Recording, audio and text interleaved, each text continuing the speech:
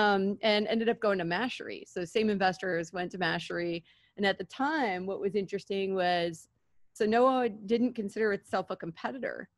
And I was trying to hire people to help me build like a sales organization. And I was like, there's this thing called Sanoa, and they're on your list of people you're doing sales for as well. I think they're a competitor. They're like, no. I'm like, no, they are. They're like, no.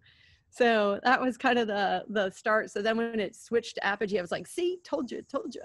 But the early use cases, I mean, quite honestly, while they were e-commerce, the main use cases that we were seeing early on were actually around media, like news content, right? Think New York Times, that trying to figure out how the New York Times was going to actually, Wall Street Journal was going to get content somewhere else, or Bloomberg was going to get content somewhere else. Also trying to convince them all that they needed a mobile app. Now imagine that, and you're like 2007, you're trying to convince people they need a mobile app, right? Here we are.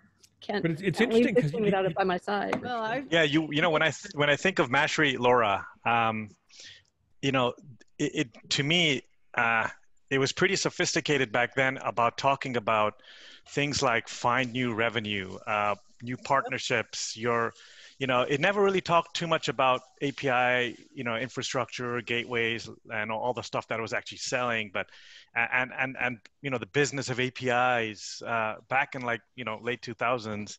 Talk about like like what was behind that thinking, what catalyzed that thinking. Oh yeah, well, so that was actually the interesting part was when I joined Mashery, right?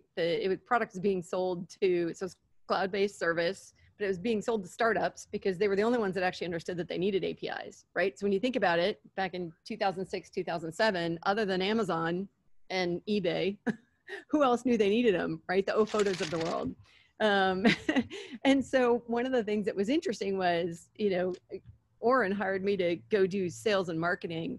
And I was like, we can't get to the revenue stream we want selling, you know, $200 a month, $150 a month. We got to find some way to get somebody that has volume, because these startups, to get volume, it's going to take them 5 years to get to the volume you need to get the revenue stream you need. So we ended up starting to think about, well, what would you do? Like, who else needs this?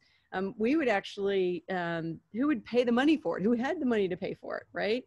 Oh my man, it was like when we first closed our first $10,000 a month deal, Oren was like, how did we do this? I'm like, yeah, now we got to make sure that people actually use it. So the interesting point is, you know, you actually had to have people that were customer success managers for APIs back then, because you wanted somebody to get the volume so they'd adopt it and use the volume of APIs you thought you were going to. And the only way to do that was to teach them how they were going to make money off of it.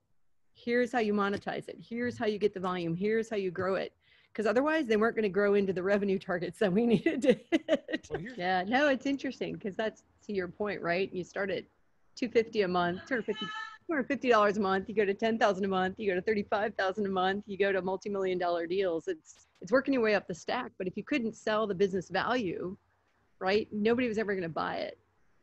Or they're never going to pay that price point because they don't know how they're going to consume it, or they'll buy it and then they'll be like, I'm not using it, right? Especially when you're doing it on a month-by-month basis. The interesting thing is right now people are trying to figure out how they're going to create new revenue streams. That's every conversation I'm having right now. I was just saying this last month, I've talked to financial services companies, so I think large-scale banks. I've talked to retailers, healthcare, automotive. Everybody right now is trying to figure out their API strategy. And I'm like, really? Just now? I'm like, now? Where were you 10 years ago? But yeah, don't you feel like being early is a little bit like being wrong? You know, it's just funny hearing you talk about Krugel. Like, you can kind of look at the lens of Krugel and being like, it was almost like GitHub, right? And which sold for $6 billion, right? Photo was almost like Instagram, which sold for $1 billion. But like every time we were like 10 years early. Yeah, we're 10 years too early. But it also made me feel old when I was thinking about that earlier today. I was like, wait a minute. That was a long time ago, right?